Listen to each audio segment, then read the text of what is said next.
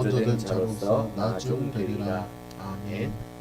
넉넉한 포도원 주인이라는 제목으로 이 시간 말씀을 전하도록 하겠습니다. 최근 이렇게 신문을 보다 보니까는 이 근무 조건이 달라지는 방침이 이렇게 정부에서 세운 것을 보게 되었습니다. 기존에 52시간 근무하는 그 제도를 이제는 69시간으로 이렇게 근무하는 법안을 이렇게 만들려고 하였습니다. 물론 이 법안이 바뀌는 것에 대해서 다들 반갑게만 여기지는 않았습니다. 특히 요즘 20대, 30대, 40대 초반까지 이 바뀌는 제도에 대해서 큰 불만을 표현을 하였던 것이었죠. 만약 이렇게 노동시간이 달라지다 보면은 이것이 물론 초과 근무라고 할지언정 이것이 나중에는 우리의 일상이 될 수가 있다. 그러니까는 이러한 제한, 이러한 법안을 통과시키지 않았으면 좋겠다라는 그들의 의사를 표현을 하였습니다. 어떤 이들은 봤을 때 추가적으로 근무하는 것 자체가 우리의 삶의 행복을 뺏어간다라고 생각을 하였기 때문에 이렇게 초과 근무를 한 것에 대해서 매우 꺼려하는 그러한 입장을 밝혔던 것이었죠. 물론 이렇게 초과 근무를 하는 것을 반대하는 사람들도 있고 그들의 의견 저도 충분히 공감을 합니다. 하지만 이와 반대의 생각을 가지고 있는 사람들도 분명히 있습니다. 어떻게 하면은 한시라도 더 많이 일을 해가지고 조금이라도 더 많은 수입을 내기를 원하고 조금이라도 많은 급여를 받기를 원하는 사람들도 있다는 것이죠. 그런데 이러한 52시간이라는 제한이 걸려 있기 때문에 한 직장에서 이렇게 일을 하지 못하고 그 일이 끝나고 난 이후에 추가적인 일을 구하면서 알바라도 이렇게 뛰면서 추가적으로 돈을 버는 사람들도 생겨났습니다. 이런 사람들에게는 오히려 이 52시간이라는 제한된 시간이 그들에게서는 불리하게 적용이 되는 것을 볼 수가 있다는 것이죠. 어떻게 보면은 이 같은 법안인데도 불구하고 사람들이 받아들이는 그 입장은 180도 다르다는 것을 볼 수가 있습니다. 근데 사람들에게 어떠한 제안을, 어떠한 제도를 제공을 하더라도 이들이 만족을 느끼기는 어려울 거라 생각을 합니다. 모든 사람들이 만족을 느낄 수 있는 그러한 법을 만들기가 어렵다는 것이죠. 만약 최상의 근무 조건을 이렇게 제시해주고 최상의 복지와 최상의 급여를 주어진다고 하더라도 여기에 대해서는 사람의 욕심이 있기 때문에 그런 가운데는 만족이 드러나지가 않게 되어 있습니다. 하나님께서도 우리에게 부어주신 은혜도 이와 마찬가지입니다. 하나님께서 우리에게 부어주신 은혜가 정말로 많습니다. 그런데 그러한 은혜를 누리면서 사람들은 그 은혜에 만족하기보다는 때로는 거기에 대해서 자신이 가지고 있는 기준에 따라서 은혜를 평가하면서 거기에 대해서 불만을 표현하는 경우가 종종 드러나게 된 것을 보게 됩니다. 오늘 이 비유의 말씀을 통해서도 이와 같은 메시지를 전해주고 있어요. 여러분들이 성경을 보면은 예수님께서 비유를 가르치실 때는 항상 이 비유에 대한 사전 진리를 전해주는 것이 있습니다. 그러면은 이 비유를 전하기 전에 예수님께서 사전에 전해주었던 진리는 어떠한 진리였을까요? 우리가 20장 첫 절에서 보면은 바로 비유로 시작을 하기 때문에 여기서 예수님께서 전하고자 하였던 진리가 무엇인가를 솔직히 바로 드러내고 바로 깨닫기는 쉽지는 않습니다. 근데 여러분들도 아시다시피 장을 나누는 거 지난주에도 여러분들한테 말씀을 드렸지만은 이 장을 나누는 것은 이 후대에 일어난 일이기 때문에 이 전체적인 스토리를 이해를 하려고 하면은 그 앞장에서 예수님께서 가르치셨던 부분을 우리가 먼저 좀 볼 필요가 있습니다. 예수님께서 전하셨던 진리 19장 30절에 있습니다. 다 같이 한번 19장 30절 말씀 한번 읽어보도록 하겠습니다. 그러나 먼저 된 자로서 나중되고 나중된 자로서 먼저 될 자가 많으니라. 예수님께서는 천국에 대해서 이렇게 이야기를 하고 구원에 대해서 말씀을 하셨을 때 마지막으로 종교를 19장에서 마지막으로 이렇게 전하셨던 말씀, 먼저 된 자로서 나중되고 나중된 자로서 먼저 될 것이다 라고 이렇게 말씀을 하셨습니다. 예수님께서 말씀하신 거 이해가 안 되는 것은 아닙니다. 그런데 이것을 막상 적용하려고 하면은 적용하는 것은 그리 쉽지가 않습니다. 사람들이 생각하는 것, 먼저 된 사람으로서 나중된다, 나중된 자로서 먼저 된다, 나중된 자로서 먼저 난다라고 이렇게 할 때 많은 경우 우리가 쉽게 생각하는 거, 이것은 그러면은 인생 역전을 두고 얘기하는 것인가, 나중에 사람들이 역전을 해가지고 주님을 믿어가지고 맨 처음에는 내가 괴로움을 당했지만은 끝내는 우리가 승리할 것이다. 그런 의미로 받아들이는 경우가 있는데 말씀을 보시면은 물론 역전에 대한 그런 가르침도 있지만은 이것이 만약 천국 비유라고 하면은 거기는 좀 적합하지 않다라는 것을 보게 됩니다. 무엇보다도 서열이 이렇게 매겨지면서 구원을 받는다라고 하면은 그것 역시 천국이라고 이렇게 표현하기는 좀 쉽지가 않다는 것이죠. 그러면은 이 먼저 된 것이 나중되고 나중된 것이 먼저 된 것 어떻게 이렇게 받아들이고 어떻게 좀 적용을 할 수가 있을까요? 먼저 그냥 좀 보편적인 접근을 한번 해봤으면 좋겠습니다. 이 가르침은 마가복음하고 누가복음에 같이 기록이 되어 있어요. 거기서는 특별히 예수님께서는 이 먼저 된 것과 나중된 것 여기에 대해서 설명을 하셨을 때는 이 이스라엘 밖에 있는 나라들을 이렇게 언급을 하시면서 이러한 진리의 말씀을 전하셨습니다. 만약 그런 가르침의 기준하에서 이 말씀을 적용한다라고 하면은 예수님께서는 너희들이 먼저 하나님으로부터 택했던 선택받은 민족이었지만은 너희들이 하나님의 말씀을 받아들이지 않았기 때문에 이방인들, 나중된 사람이 먼저 구원을 받고 하나님의 백성이 될 수 있는 영광을 누리고 그 이후에 너희들이 구원의 대상이 됨을 이렇게 가르쳐주고 있었던 겁니다. 그것 이외에 지금 여기서 그것 이외에 사람들이 종교 지도자들 이런 사람들이 하나님을 잘 믿는다 표면적으로는 하나님 앞에 거룩한 모습을 보였기 때문에 이런 사람들이 분명히 천국에 가서도 이 사람들은 분명히 하나님 보좌 옆에 앉아가지고 한몫하겠다라고 많은 사람들이 생각을 했는데 정작 예수님께서는 말씀하신 것 이런 사람들이 하나님의 나라에서 이렇게 먼저 되는 것이 아니라 오히려 죄인과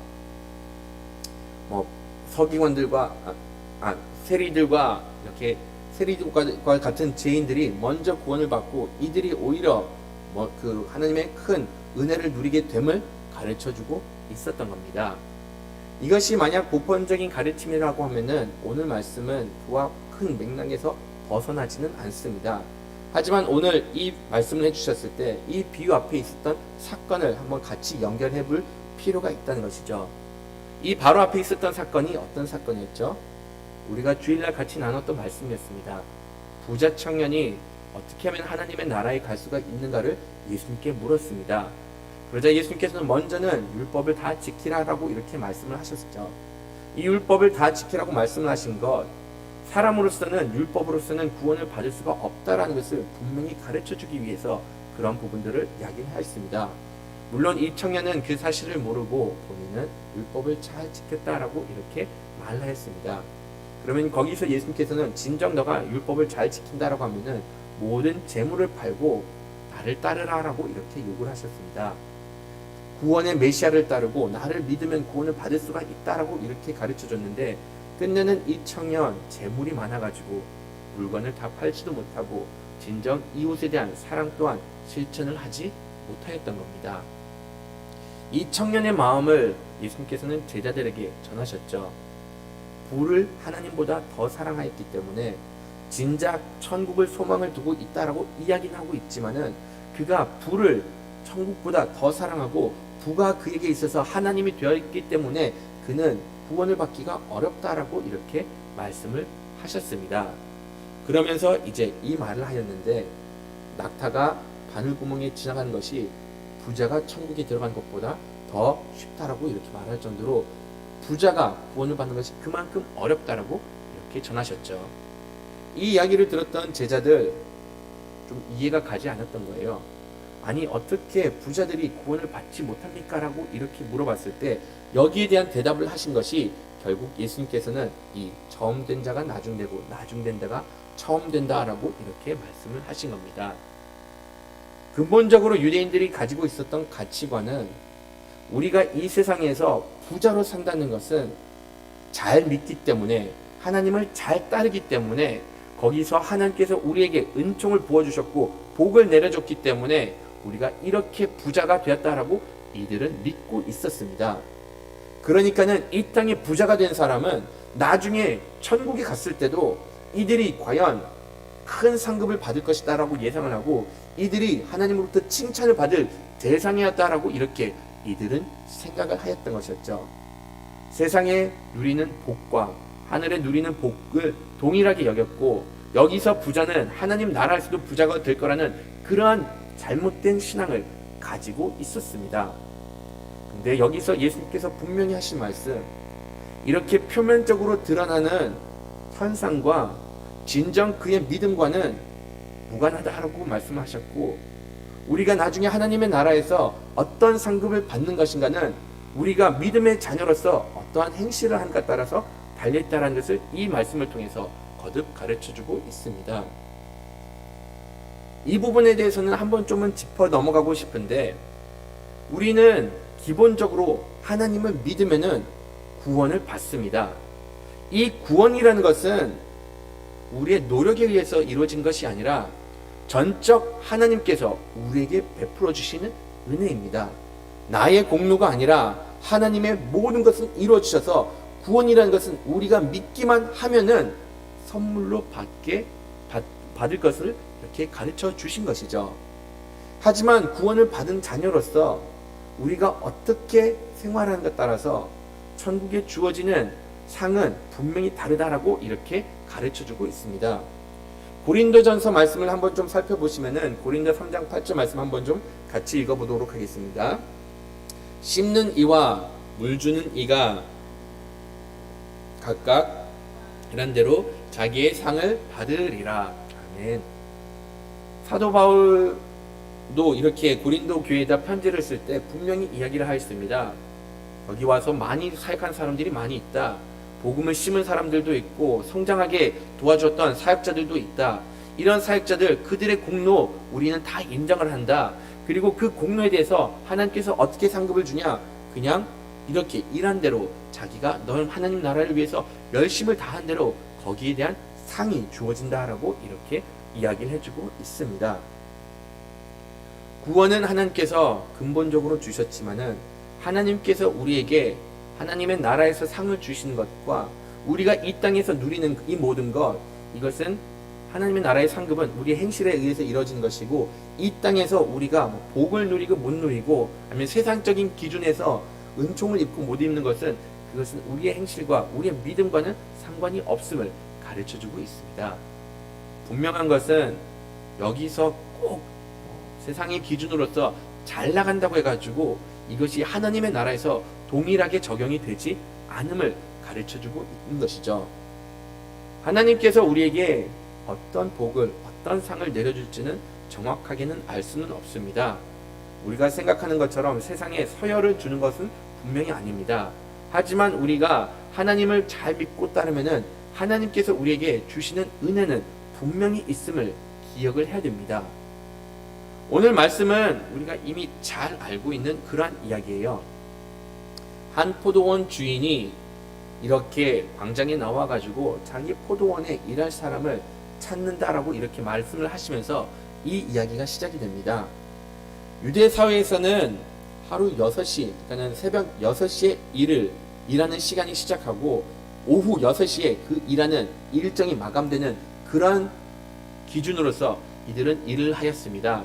그러다 보니까는 이 밭의 주인은 하루의 일과가 시작되기 전에, 일에 시작하는 시간이 되기 전에 광장에 나와가지고 자기 밭에서 일할 만한 그러한 사람을 찾았던 것이었죠.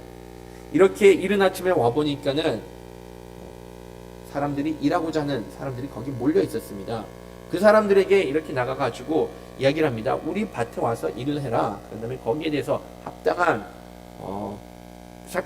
품삯을 준다라고 이렇게 말을 합니다. 다 같이 이 10장 2절 말씀 좀 한번 읽어보도록 할게요. 그가 하루 한 데나리온씩 품꾼들과 약속하여 포도원에 들여보내고, 이 주인이 왔을 때 일꾼을 찾았고 이 일꾼들이 일을 시작하기 전에 사전에 계약을 맺습니다. 너희들이 내 밭에 와서 일을 할 때 내가 너희들에게 한 데나리온을 주겠다라고 이렇게 약속을 합니다.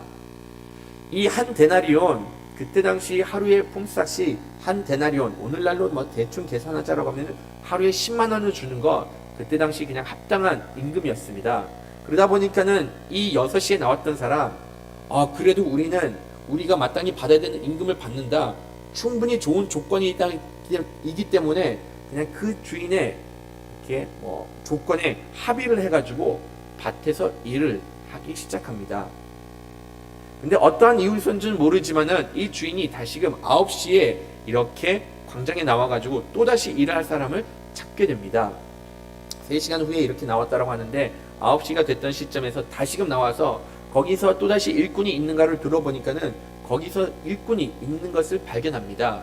그러면서 그 주인은 그 일꾼들에게 너희들도 내 밭에 와서 들어와서 일을 하라라고 이렇게 말을 합니다.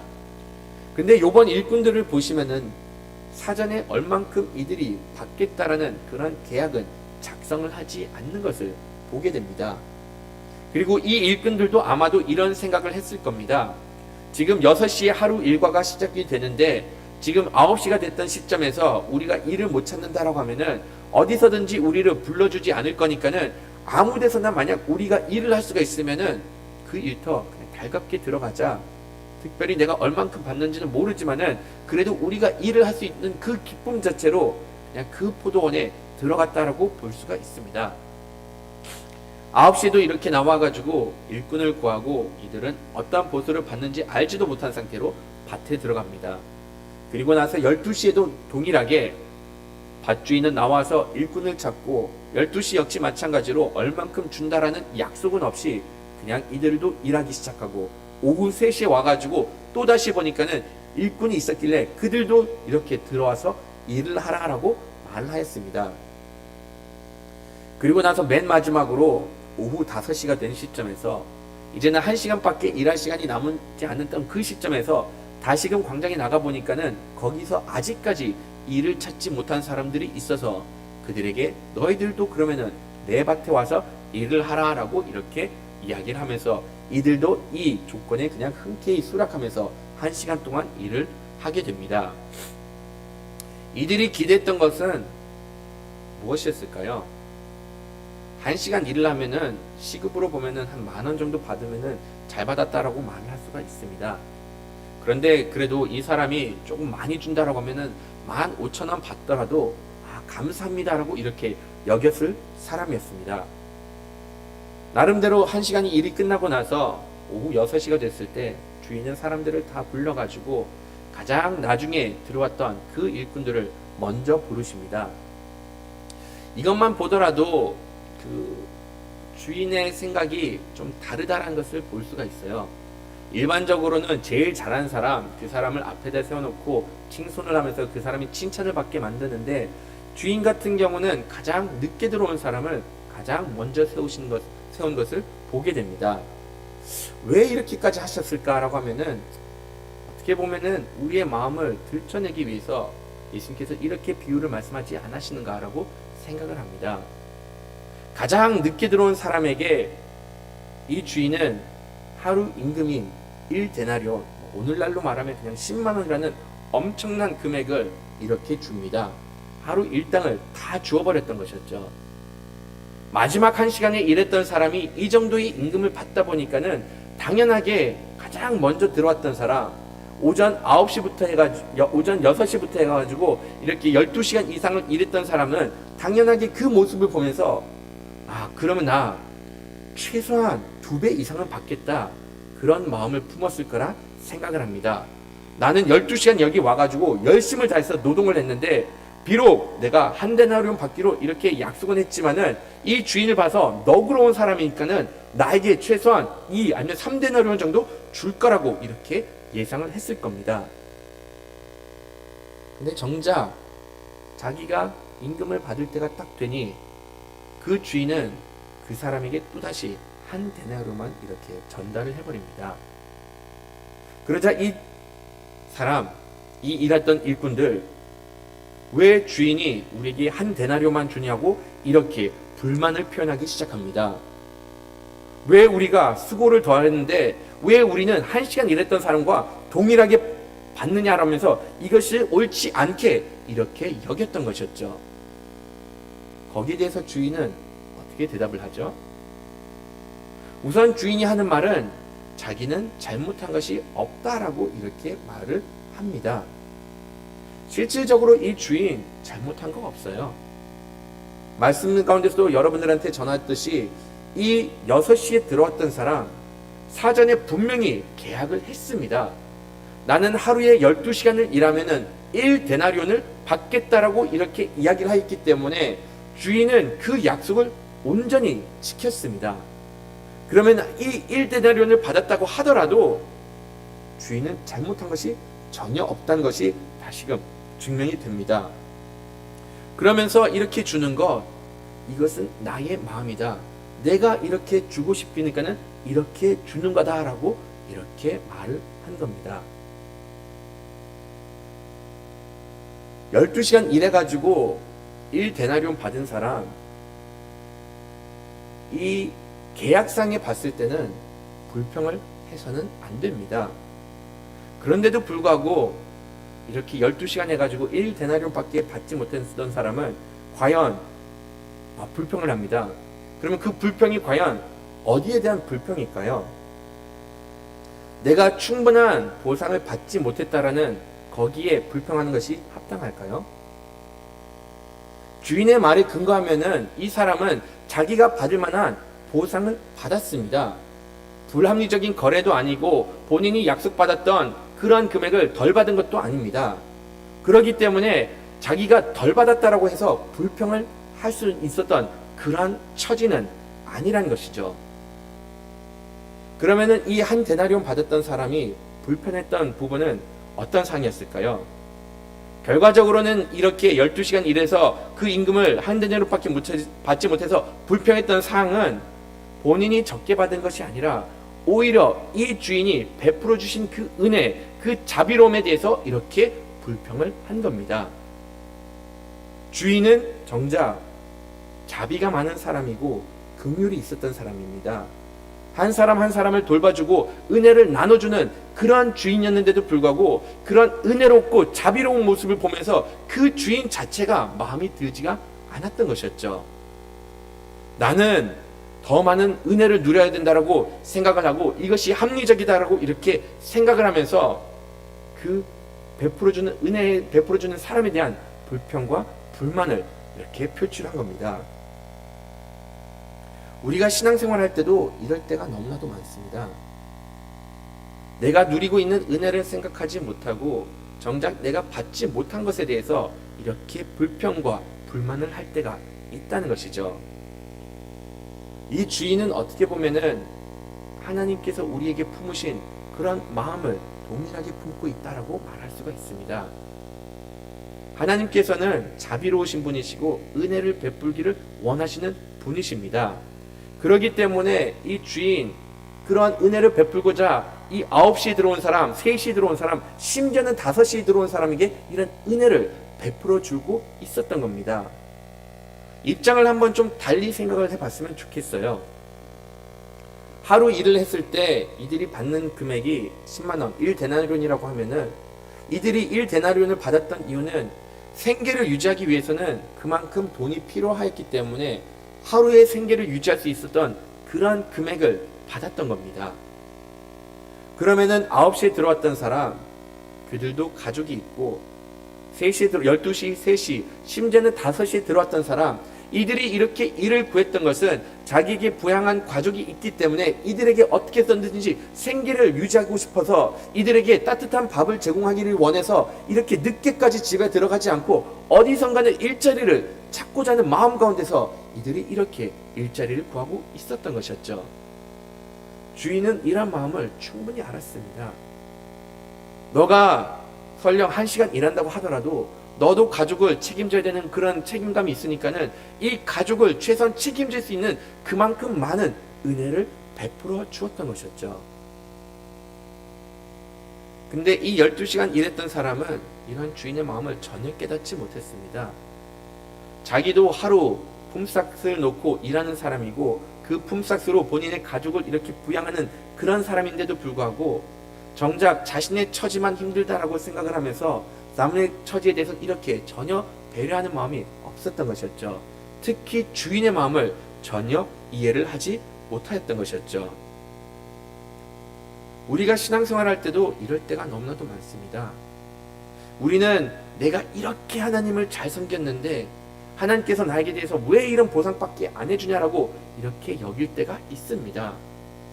내가 무슨 아무개 집사보다 훨씬 더 교회 봉사도 많이 하고 새벽 기도도 훨씬 더 잘 나오고 공예배도 다 참석하는데 왜 아무개 집사는 날라리 신자 같은데 왜 이렇게 많은 세상적인 복을 누립니까? 라고 하면서 시험에 드는 사람들도 간혹 보곤 합니다. 근데 여러분, 하나님께서 우리에게 베풀어 주신 은혜가 부족한가요? 하나님께서 우리에게 부어주신 은혜는 항상 우리에게 충분하게 베풀어 주시는 분이십니다. 생계를 유지하는데 아무런 문제가 없도록 모든 사람들에게 그만큼 베풀어 주시는 분이시죠. 저는 이럴 때 오히려 이런 생각이 듭니다. 하나님께서 나에게 많은 은혜를 베풀어 주시는데 그 베풀어 주신 은혜만큼 내가 합당한 삶을 살지 못하면은 오히려 하늘의 상급이 나에게 줄어들지 않을까, 오히려 그런 두려움 갖고 하루하루 살아가게 됩니다. 여러분들도 달란트 비유 정말로 잘 아실 거라 생각을 합니다. 5달란트, 2달란트, 1달란트 받은 사람들, 예수님께서는 그 주인이 그 달란트를 주셨던 이유는 그 재능에 따라서 달란트를 주신 겁니다. 만약 5달란트가 받은 사람이 3달란트밖에 이렇게 불리지 못했다고 하면은 그 사람 또한 책망의 대상이 될 수가 있었습니다. 1달란트 받은 사람이 오히려 1달란트 아니면 2달란트까지 남겼다라고 하면은 그 5달란트 받아가지고 1달란트밖에 남기지 못했던 그런 상황보다 훨씬 더 칭찬을 받을 그러한 처지에 처했던 것이었죠. 하나님께서는 우리가 하루하루 살아갈 때 이미 충분한 은혜를 부어주시고 우리가 믿음의 자녀로서는 내가 얼만큼 많이 누린 것에 대해서 불평과 불만을 할 처지가 되지 않음을 거듭 말씀해주고 있습니다. 우리는 항상 내가 없는 것에 대해서 불평을 합니다. 하지만 반대 사람의 입장도 한 번쯤은 생각해 볼 필요가 있다는 것이죠. 오늘 말씀을 보시면은 저라도 그런 생각이 좀 들긴 합니다. 12시간 동안 일했던 사람, 이 사람은 그래도 정말로 노력을 많이 했는데 왜 조금만이라도 더 많은 보상을 하지 않았을까라고 생각을 할 수가 있습니다. 하지만 심적인 부분에서 한번 좀 접근을 해봤으면 좋겠어요. 이 12시간 일했던 사람은 과연 어떤 마음으로 일했을까요? 처음부터 아침 일찍부터 밭에 나가가지고 주인과 계약을 합니다. 너는 하루 종일 일할 거니까는 한 데나리온을 받을 것이다. 이런 한 데나리온을 보장받은 상태에서 일을 한다라고 하면은 얼만큼 기쁘게 가벼운 마음으로 하루를 보낼 수가 있을까요? 내가 이 데나리온을 받으면은 오늘 내 가족 따뜻한 밥 먹을 수 있다. 내일까지 아무런 걱정 없이 쌀 걱정 없이 하루를 보낼 수가 있을 거라는 그런 확신을 갖고 하루를 편하게 지낼 수가 있었을 겁니다. 거기에 비해서 9시, 12시, 3시, 5시에 들어왔던 사람들은 어떤 마음이었을까요? 오늘 만약 일을 찾지 못하면은 과연 내 가족 무엇을 먹어야 될까? 특히 마지막에 들어왔던 사람, 내가 만약 1데나리온 1시간밖에 일을 하지 않았으면은 거기에 대한 급여가 너무나도 부족할 건데 과연 내가 이것으로 과연 무엇을 할 수가 있을까? 그런 조마조마한 마음으로 하루를 보냈을 거라 생각을 합니다. 이런 것을 보면은 어떻게 보면 심적인 여유가 있었기 때문에 거기에 대해서도 충분한 보상이 이루어졌다라고 말을 할 수가 있다는 것이죠. 하나님께서는 우리에게 은혜를 베풀어 주실 때 이것은 전적 하나님의 주권 가운데 있습니다. 내가 덜 받고 더 받고 덜 받고 이것은 나의 믿음과 상관이 없이 오히려 하나님께서 우리에게 베풀어 주신 은혜에 대해서 감사하면서 나가야 한다는 것이죠. 또한 우리가 받은 은혜가 있다라고 하면은 그 은혜에 맞게 하나님의 뜻을 이루어가야 될 책임이 있음을 분명히 기억해야 됩니다. 예수님께서는 이 비유를 말씀하시면서 다시금 마무리를 이렇게 하십니다. 먼저 된 자가 나중되고 나중된 자가 먼저 된다라고 이렇게 말씀을 해주고 계십니다. 우리가 이 세상에서 하나님의 은총을 입었다고 해서 마음을 너무 방심하지는 않으시길 바랍니다. 하나님께서 우리에게 이렇게 은총을 부어주신 이유, 은혜를 부어주신 이유, 여기는 분명한 이유가 있습니다. 이를 통해서 하나님의 나라를 더 세워가기를 원하시지, 이를 통해서 그냥 내가 표면적으로만 이렇게 나 혼자만 누리려고 하신 것은 아님을 분명히 가르쳐주고 있습니다. 하나님께서 우리에게 베풀어 주신 은혜 모든 순간마다 감사하면서 모든 은혜를 하나님의 영광을 위해서 사용하는 여러분들이 되기를 간절히 바라겠습니다. 오직 예수뿐이네 같이 찬양 드리도록 하겠습니다.